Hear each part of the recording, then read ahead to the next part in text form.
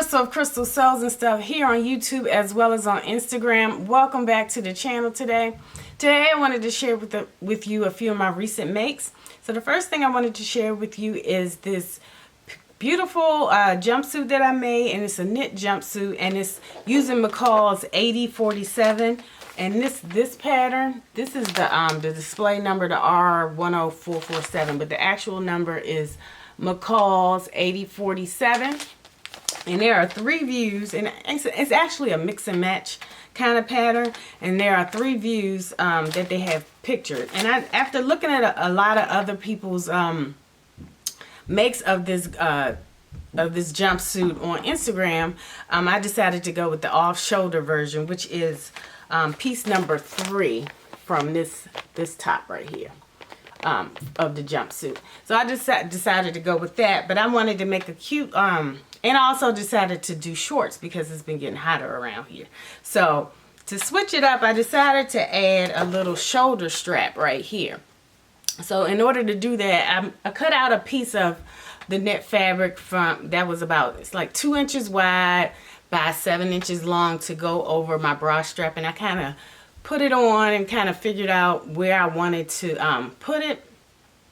And then I made 2 pieces, and I added seam allowance to the bottom and then to the sides, and I just sewed around the sides and made a tube, and then I placed the tie strap between the lining and the front and back of the bodice piece. So it is lined with just some basic white t-shirt lining, well, t-shirt fabric. You can use it as just a t-shirt, but I had that because I wanted to have a little extra fabric left over to make a top with this fabric. And so that's what I did for the top, so that my bra strap can be covered, because you know, sometimes I just don't feel like getting out a strapless bra to wear with things. So that's what I did that's the change that I made to this pattern. The other change that I made is I added a cuff to the bottom of the shorts because I cut it off a little bit too short. Actually, I made it too long, and then I cut it off a tiny bit too short, and so I added the cuff, and I like the way it looks on the bottom. So I added about a 2.5 inch cuff to the bottom of the shorts. And what I did is I just measured the bottom of the shorts part of the pattern, and just from what I had cut off, and then I just kind of shortened the tube a little bit in order for it to match up with the bottom of the shorts. And so that's what I did for the bottom of the shorts. So those are all the changes that I made, and it's a really easy pattern. I highly suggest it. It has just the front, the back, and then the 2 pants legs. So really easy pattern. I really could not decide what to do. If I made this again, I would probably do the tube version, or I might just use the tube top in order to make a dress. I would add like a gathered dress instead of the pants. Anyway, but that is my review of McCall's 8047. And so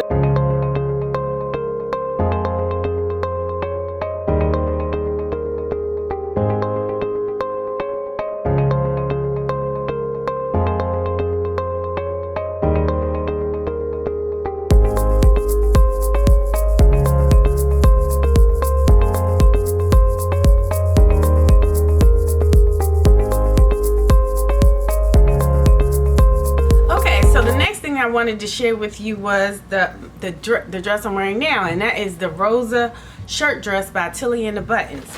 And this is a great pattern, and I had started this pattern about 3 years ago, 2-3 years ago, like right around when I started my YouTube channel, back when I had the webcam and not a real camera. So I got so frustrated with this pattern because it's a really good pattern, but I think I just wasn't ready for it at the time because there's a lot of top stitching, and I got frustrated because I kept messing up the top stitching. And then I really didn't like the color that I chose because this is a gray. I used the gray denim that I picked up at the thrift store, and it's a nice sturdy denim, but it's pretty lightweight. And But once I started putting it together, I was like, oh, this is so boring. This is so boring. This is so boring. And I just put it in a bag, and I just kind of forgot about it for a while. And then after I finished the knit jumpsuit, I said, I don't feel like cutting anything. I wonder if I have anything already made up. And I was like, oh yeah, remember I had cut out this Rosa shirt dress. I'm hoping that it fits. So I tried it on, and it pretty much fit. And I did have to take out the side seams a little bit because I put on a little bit of weight, but that's okay. But other than that, it pretty much fit. So I said, I'm gonna go ahead and make it. And then I just kept thinking, I said, I gotta jazz this up. And so I was looking through my trims, and I said, oh yeah, I picked up this ribbon from Savers, which is another thrift store here in Maryland. And I said I could use this to add to the pockets, because I was just thinking about the pockets. And then after I put it on the pockets, I was talking to my sister-in-law. She said, where else you gonna put it? And I was like, oh yeah, I should put it somewhere else. So I decided to go ahead and put it on the back, right? Because there's a V back on a, there usually just 2 lines of stitching right here, but I decided to put it between, you know, to cover up those lines, because it was a tiny bit crooked from when I started on it before. So I decided, oh, let me put that over that, and it'll also be a design feature.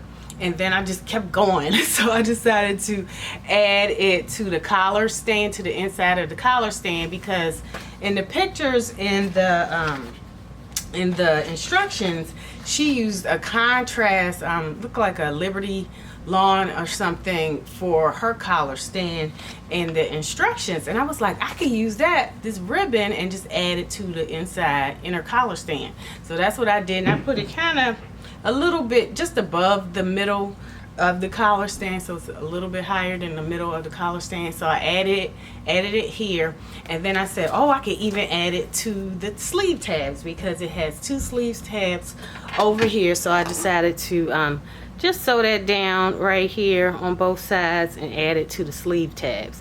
And I really like how these details brought out this gray fabric, because I just think what was put me off the most was the color of the fabric.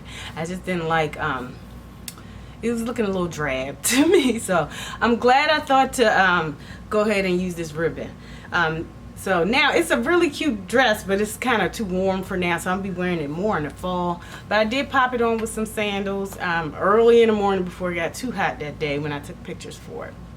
So I highly recommend this Rosa shirt dress pattern, and I purchased the class that goes with it. So if you've never made a shirt dress before, I highly recommend the class that Tilly puts on. She has really good details in her class about how to attach the collar, because at first I did run, even now I've ran into some problems with the collar, and I had the collar upside down, the collar stand upside down to the collar. So as soon as I watched the beginning of the collar clip, because it separates into different sections, so you don't have to watch the whole video every time. So I just went to the part with the collar and collar stand, and she clearly shows you in detail how to add on the collar and collar stand, and then how to attach them to the dress. So really, really good good tutorial if you're interested in checking out the Tilly and the Buttons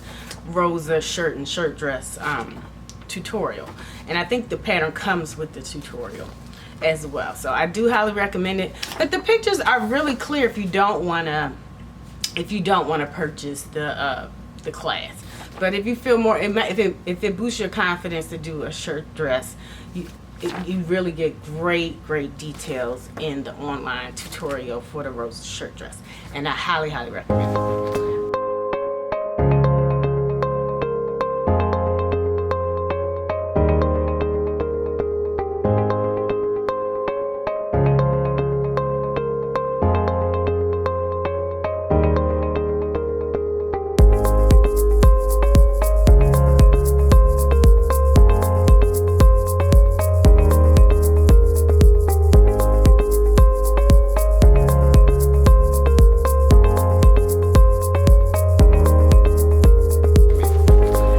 So the third thing that I made is this cute Let me have it upside down.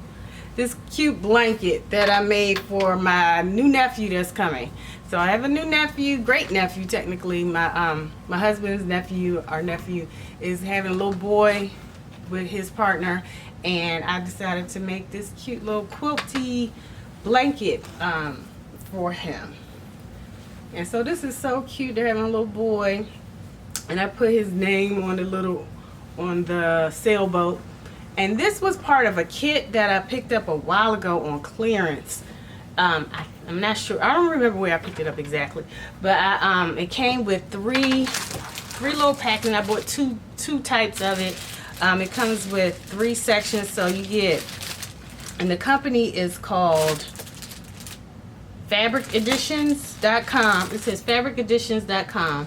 So if they're still in existence, I'll leave a link to it in the description box in case they're operating separately. I do think I got this in the clearance at Joann's.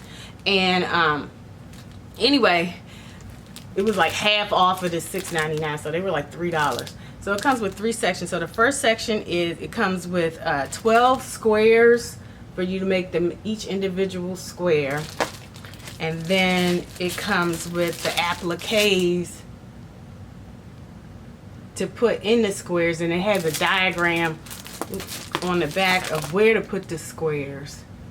And then it also, the third section is the blanket backing. And so that it comes with that as well. So there are 3 sections, and I have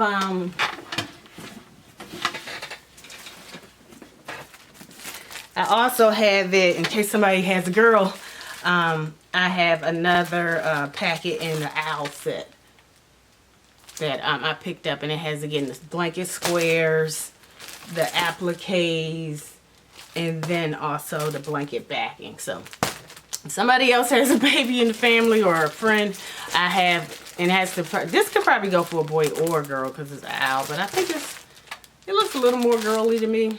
But anyway, so I decided to make a little baby blanket to go with the other gifts that she had on the registry, just to add a little personalized touch.